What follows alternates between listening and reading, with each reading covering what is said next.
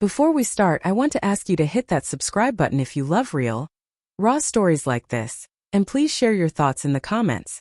I want to know, what would you do if someone you loved completely betrayed you? It started with a text that felt like a punch to the stomach. I need to tell you something. I'm leaving. I froze, staring at my phone in disbelief. My wife Mia had been acting distant for weeks, but I told myself I was imagining it. We'd been married for 7 years. I thought we had weathered everything together. But that night I realized I might have been wrong. First I questioned myself. Maybe I had done something wrong. Maybe I hadn't noticed the signs. But soon the subtle cracks became impossible to ignore. Missed calls, messages I would catch disappearing when I walked into the room, sudden excuses about long hours or late meetings. Small things I wanted to dismiss but couldn't. Then came the hidden messages. A notification on her phone caught my eye. Can't wait to see you tonight, Redheart, from a name I didn't recognize. My hand shook as I scrolled, heart pounding, stomach twisting. For days I replayed every conversation, every laugh, every goodnight kiss, trying to find where I had gone wrong. Only to realize it wasn't me, it was her. She had been seeing someone else. I tried to confront her gently. Mia, who is this? What's going on?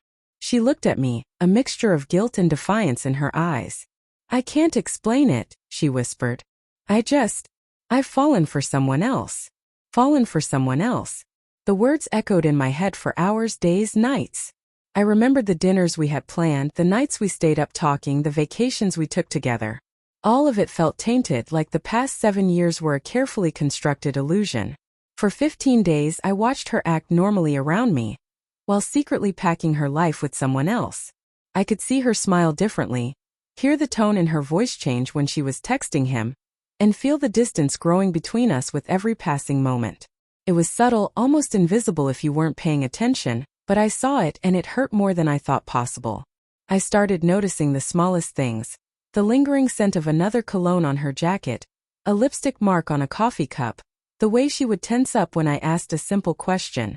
Each detail was like a thread unraveling, and I realized that I had been holding on to a marriage that existed only in my memory. The breaking point came one evening when she came home unusually late. I waited in the living room, trying to calm the storm of thoughts in my head. When she walked in, there was a strange hush in the air, a tension that neither of us could ignore. I need to tell you, she said, her voice low. I'm leaving. I love him. I felt my chest tighten, tears blurring my vision. I wanted to scream, to beg, to plead, but a strange calmness settled over me. I realized I couldn't fight someone who had already checked out emotionally. I couldn't force her love or loyalty, and trying to hold on to her would only destroy me. For the next 15 days, life became a painful routine of seeing her pack, leave, and live in a world I no longer belonged to. I had to face the betrayal slowly, piece by piece.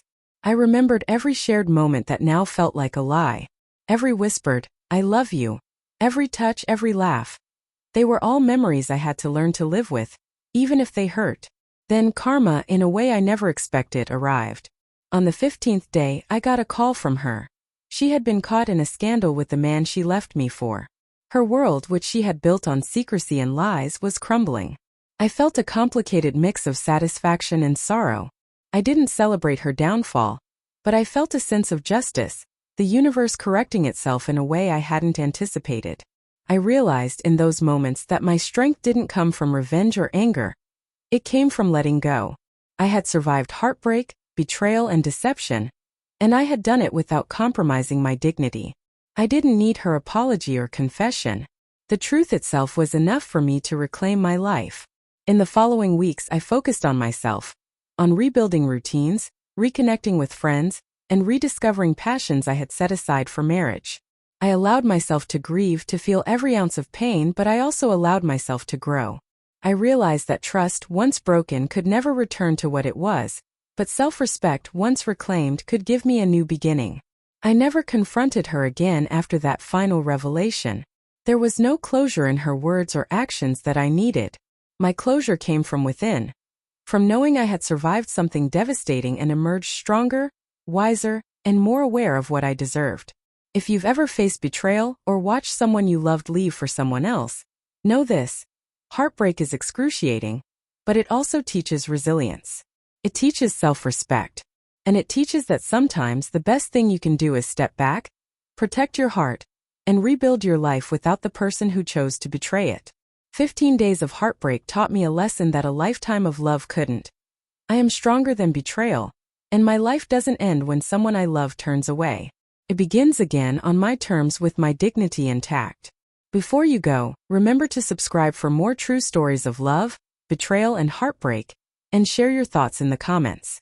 I want to hear how you would respond if the person you trusted most walked away for someone else, and how you'd reclaim yourself after.